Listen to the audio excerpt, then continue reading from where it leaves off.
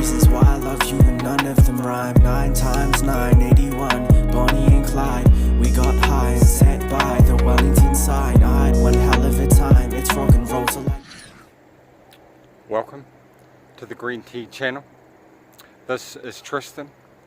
It's good to have the Green Tea team back for this Friday, the 24th of July 2020 edition of the video log. A big thank you and much appreciation for everyone who has liked, commented and subscribed to the channel. Please take a moment now to hit that like button and subscribe if you haven't already. I hope everyone's doing well. Before I get into today's topic, I would just like to shout out the New Zealand Public Party.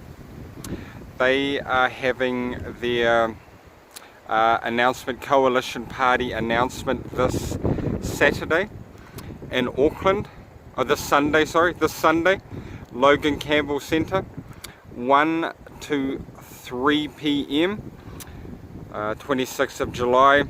Please get there, support the New Zealand Public Party. They will be announcing who they are in partnership with, coalition partners, and a campaign. Their campaign will be beginning officially, I believe. So a big shout out to the New Zealand Public Party. Today's topic is common ground, freedom and safety. I had a realization the other day when I was around a group of people who strongly believe in the mainstream narrative.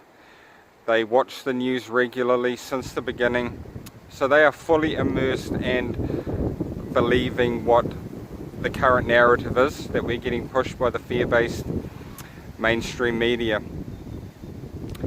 And I've had some conversations with some of these people, and they view me and people of a similar mindset to me, critical thinker, free thinker, questioning the narrative, wanting to see proof and factual evidence, and objectively viewing the situation, as putting them at risk, putting them and their loved ones' lives and health at risk.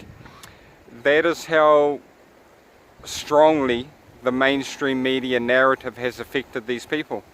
That people that question, do not follow blindly, point out inconsistencies and things that do not add up in the narrative, as people that are putting them and their loved ones' lives at risk. When really, we are only wanting a response that is in keeping with what we are facing, rather than an overreaction to something which factually and statistically we can see now what it is like. And the lockdown is an overreaction.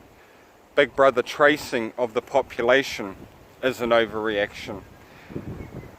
Giving the government more powers with no public consultation is an overreaction to these things. So, and a lot of it too is about long-term planning and thinking.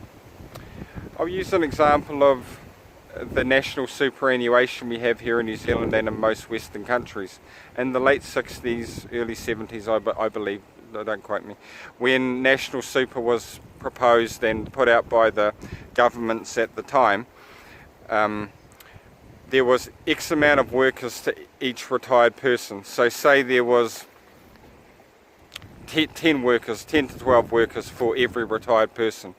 The average age, people did not live as long then, so a retired person would retire at 60 back then, live for 10 years or a little bit less, and then, so the lifespan was a certain thing. The number of workers that could support a retired person was a high number to every retired person. If they had looked and said, okay, what about in 40, 50 years time, just say that there is now 4 or 5 workers, half the number to one retired person. Let's just say that retired people are now living 15 years longer. Is this still going to be sustainable and something that the government can afford to pay long term? And if they had really analyse that, they would see that it is not affordable. In the long-term planning, it does not add up and is not sustainable. So when the government passes the V-Word 19 Act into power with no public consultation, people who are in a fearful state, and believing the corrupt mainstream media who pushes a fear narrative and does not give context or balance, okay, maybe in the moment you may see some benefits to having police and army, they can quarantine, no warrants no warrants needed, this type of thing. So these excessive powers are given, and in the moment it may seem like a good thing for those people who are buying the narrative, which is proven to have more holes than Swiss cheese. But what about in the future? What about the future of giving these plans away, giving these powers away? What does that mean for our children and grandchildren down the line? Not just in this moment, not just in this small moment of time with this narrative and this worldwide situation happening. How will it affect